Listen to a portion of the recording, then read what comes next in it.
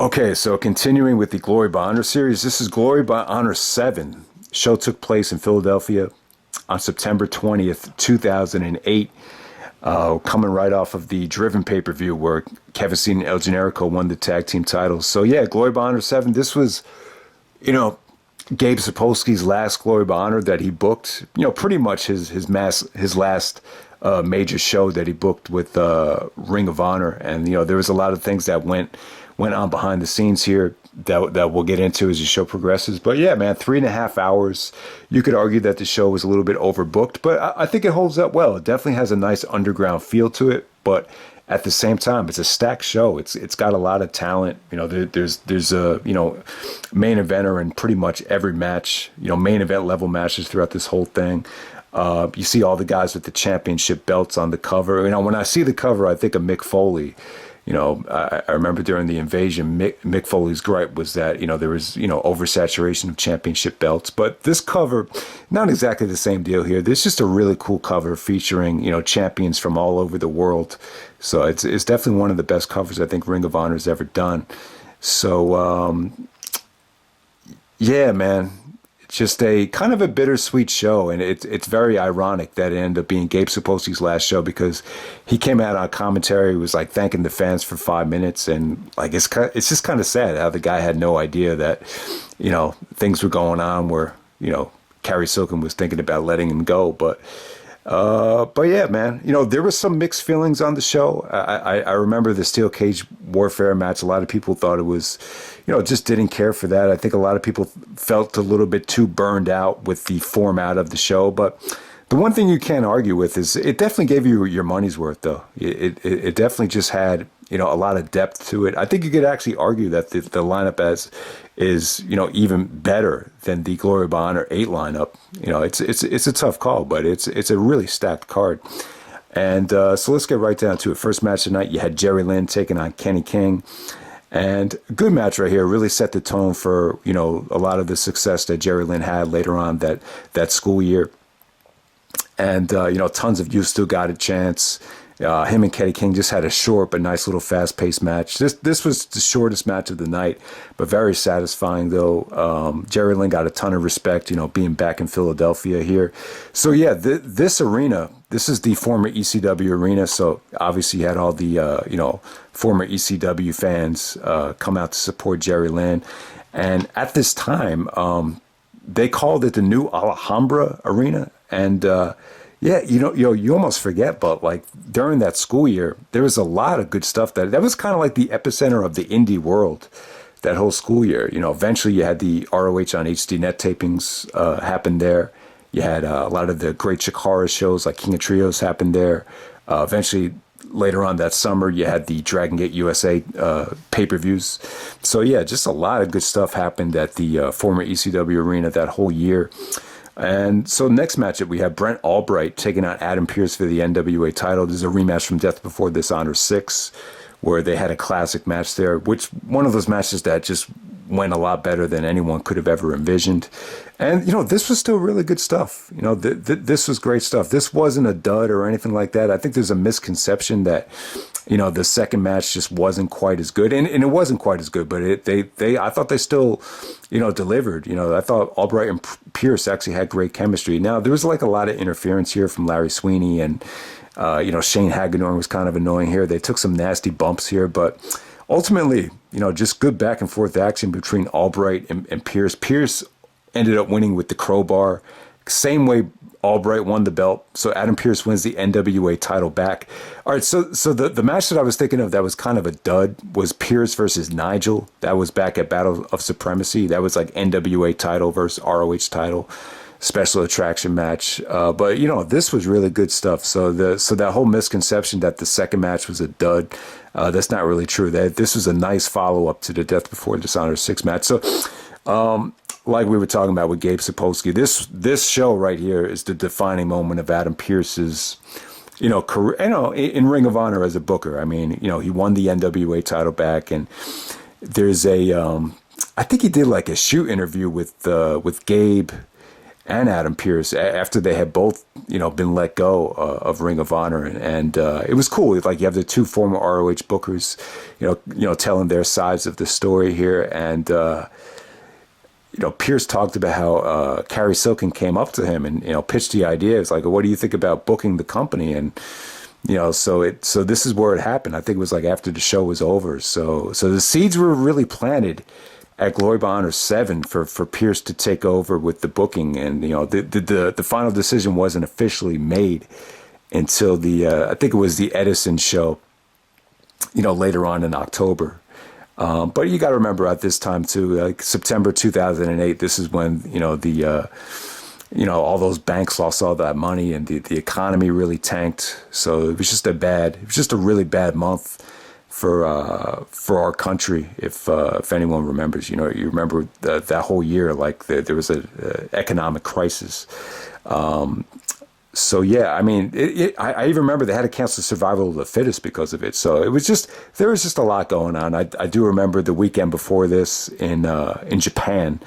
A lot of the Dragon Gate guys, it came out that they were upset that they did not get paid that weekend. So there was just a lot of crazy things going on there. And then I think, Cary Silkin decided that he wanted to go on TV, and Gabe Sapolsky was totally against going on TV. But, I just think this is what Ring of Honor needed to be. This show just definitely had a nice little underground edge to it. And you know what? Just going on TV, especially with the oversaturation of, WWE television, I just think Ring of Honor was the company that should have stayed, more of a indie-based, more underground-based. I just think they were better off in that direction. But and when you think about it, the ROH on HD net tapings, I just don't think it really did anything for Ring of Honor in the long run. But, that's pretty well documented. I don't want to sound like a broken record. So let's get on to the next match. For the FIP Championship, we had Go Shiozaki taking on Kevin Steen. So they showed a clip of Go Shiozaki winning the FIP belt.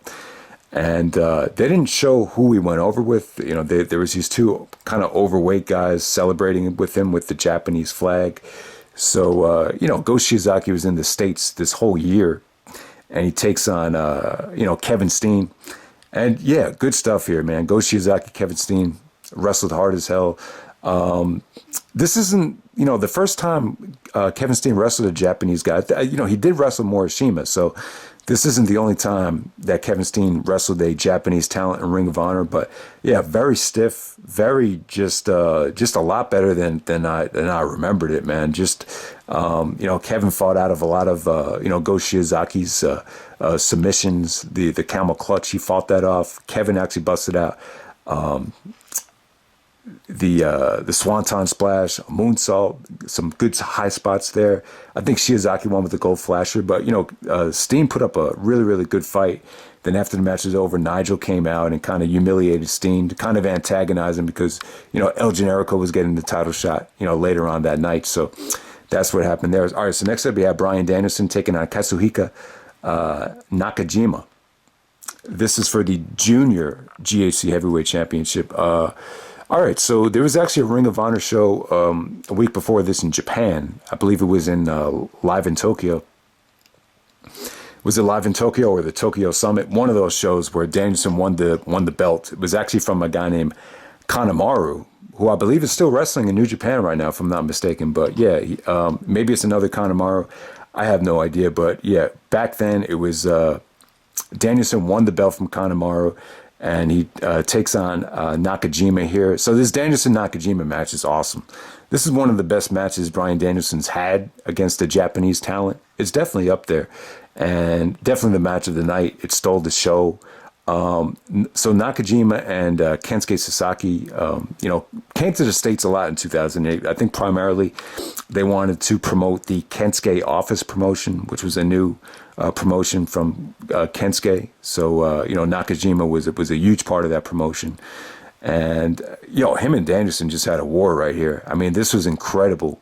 Watching this match back, I'm just like, man, Danielson has had so many great matches with such a variety of talent around the world. I think, I've always said that I think Brett's the best of all time within the WWE parameters. But if we're evaluating, the best guy, at least the best guy to ever come from the States all around, who has the best resume of matches featuring guys from all over the world. It's got to be Danielson. I mean, you look at the opponents he had in the UK. Look at the opponents he had in Japan. Look at the opponents he had in WWE and ROH. I don't think anyone's ever wrestled a talent pool as stacked as Danielson. But yeah, Nakajima, if you haven't seen him yet, and it's been a long time since I've talked about Nakajima, but yeah, I mean, forget how great this guy was. He was awesome. His kicks were insane. He knows how to kick. He knows how to suplex. The guy knows how to wrestle. But Danielson was just a genius here. I mean, if you want to learn how to sell, how to wrestle, how to do anything, watch Bryan Danielson. Watch this match. I mean, it was incredible. Danielson sold the knee really, really good here. You know, Nakajima suplexed him. Danielson lands on his feet, and then he sells his knee off as he's running to do a running knee to the face. I mean, that was awesome here. This is when Danielson started doing the triangle choke as a finisher. So he would lock in the triangle choke, and then he hit the guy with elbows. So he stopped using the cattle mutilation. This is before he started using the label lock. So really the triangle choke really became Danielson's like go-to finisher throughout this whole year. So yeah, him and Nakajima, awesome stuff right here. I mean, I can't say enough about this match. This rocked the house. And yeah, so good stuff there. Next up, you had Erick Stevens taking on Addicted to Love, Rhett Titus. Pretty engaging stuff between Stevens and Titus. Really not bad at all. You know, Stevens did some really stiff clotheslines to Rhett Titus. Stevens actually got bloodied. He got a bloody nose here, but yeah, pretty engaging stuff. This is around the time when Rhett Titus was just really annoying.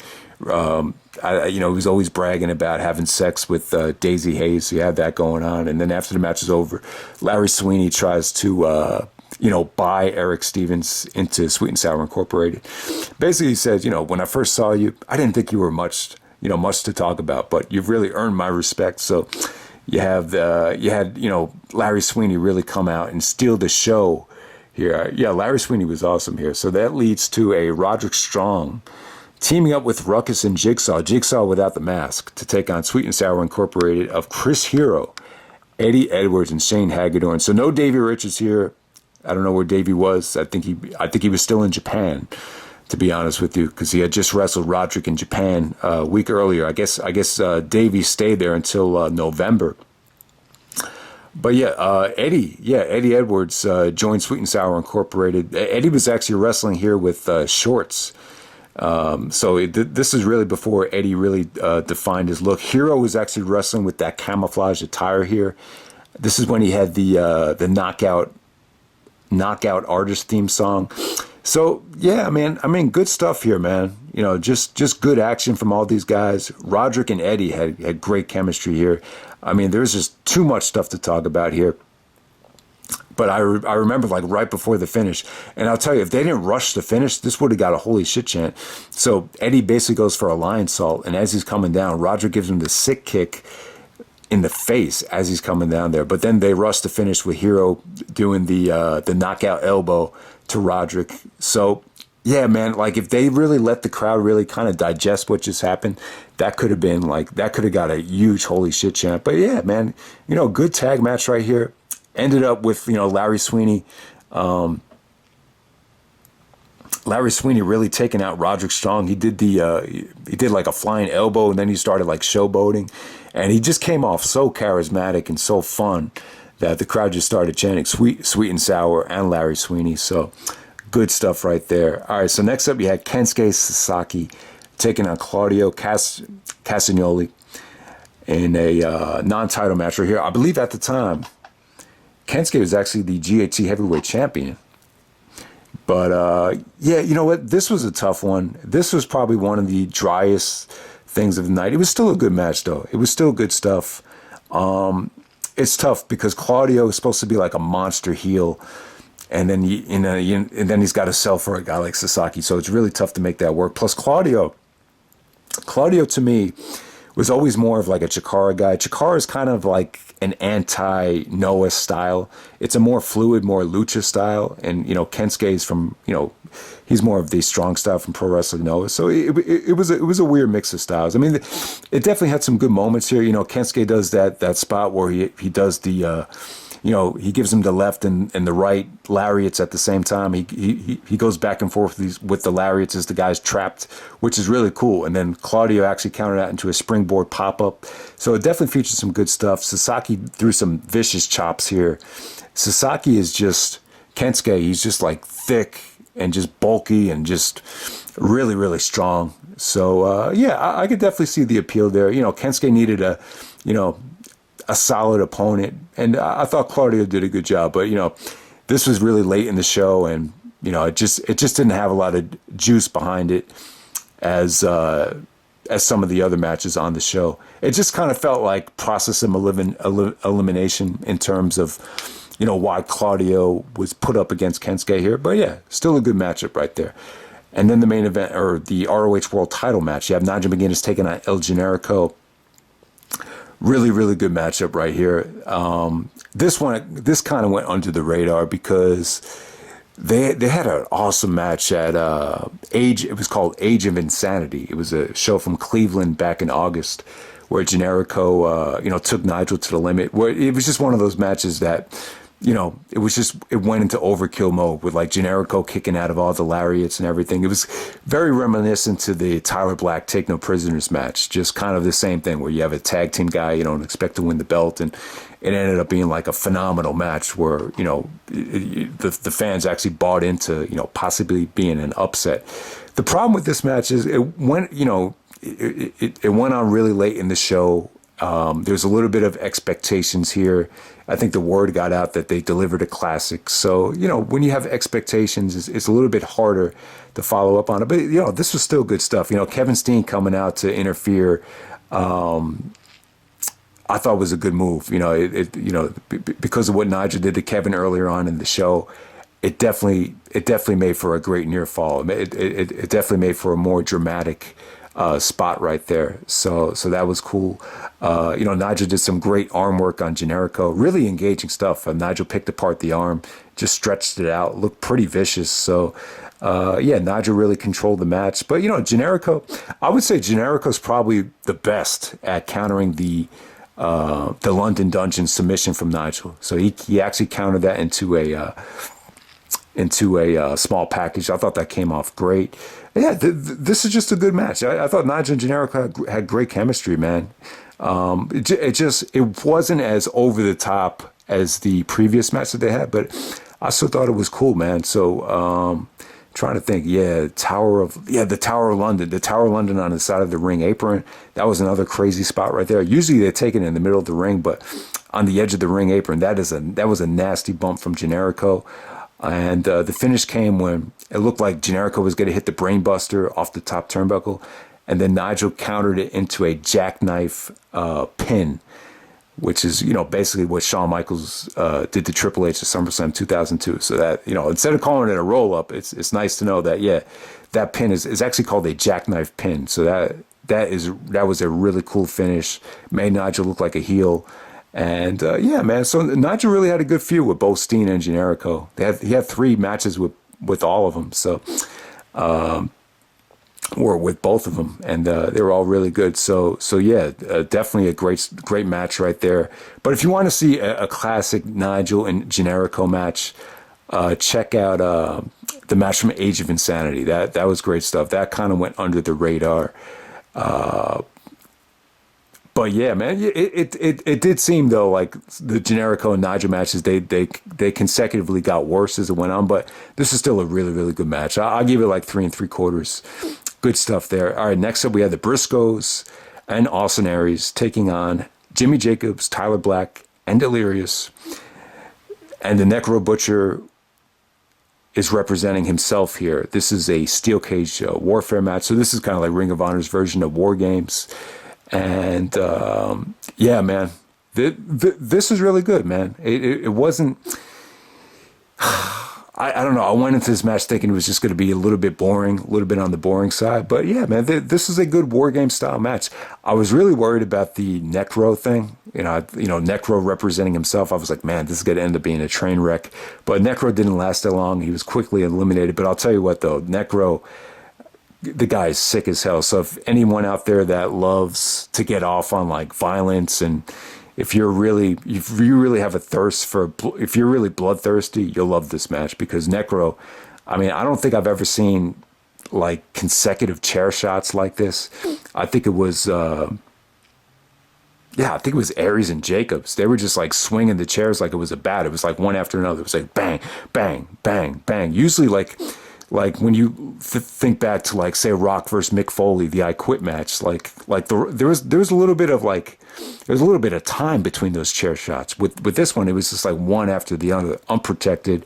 This is 15 months after Chris Benoit, so I don't know why Necro elected to take those chair shots, but Necro didn't last too long there, but yeah, man, you know what? I have to say the match came off great. I would definitely say this is a solid 4 stars. I mean, you could argue that the show kind of, was felt like it was a little bit dragging at this point.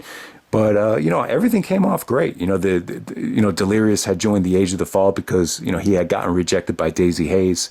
So the spot where Daisy tried to save Delirious came off great. So Delirious actually spiked her with the spike here. I thought that got a holy shit chant. Mark Briscoe actually came out with a barbed wire table. So Mark actually took the most brutal spot in the match. He actually took a buckle bomb from Tyler Black. So I thought that came off great. The fans hated it when Necro got eliminated, though. They were chanting bullshit, because Necro's a, CZW guy. CZW stomping grounds are in Philadelphia, so you have that whole thing going on there. But, good tension between, Aries and Jacobs. It was kind of cool how Jimmy Jacobs kind of, directed, a lot of the guys to come out, because, they had, Austin Aries beating up, Jacobs told Delirious not to go out, and then they started ganging up on Aries. So Jacobs actually makes Aries submit with the end time here. So this is really the only time Jimmy Jacobs made Austin Aries, beat Austin Aries. He had lost all 3 matches to my recollection in that feud. So yeah, man. I mean, this was good stuff. The Briscoes were really over. The ending came, I think it was Tyler, Tyler Black was really getting popular, but Tyler and Jimmy, they actually gave the Briscoes a double chair shot, and then the Briscoes got pissed off. So then they, then they clotheslined the shit out of both guys, and then they did the, what was it? It was like they did the J Driller and the, variation of the Death Valley Driver to win this match. So the Briscoes are the sole survivors here. It was kind of like a simultaneous pin. So yeah, I mean, this came off great. It didn't have the wow, kind of like the over the top bump that Jack Evans took in the first Steel Cage Warfare. But yeah, I mean, it was cool. You had the Briscoes and Austin Aries feuding with the Age of the Fall. Both feuds have been going on for, almost over a year at this point. So it was, it was a cool way to end Glory by Honor. So yeah, this is a stacked show. I would definitely say Bryan Danielson and Nakajima was the match of the night. The Steel Cage Warfare match, I would definitely say that was a 4-star match. There's just some really, really solid matches. Kevin Steen and Go Shiozaki was solid. Brent, Albright, Adam Pearce was solid. The Roderick versus Sweet and Sour match was solid. Everything on here was really good, man. So definitely check it out. This was Gabe Sapolsky's last Glory by Honor show. His last, major Ring of Honor show that he booked. So it definitely has historical importance. And, even Nigel and El Generico is, in my opinion, very underrated stuff. And so, yeah, that's Glory by Honor 7, and I'm out. All right.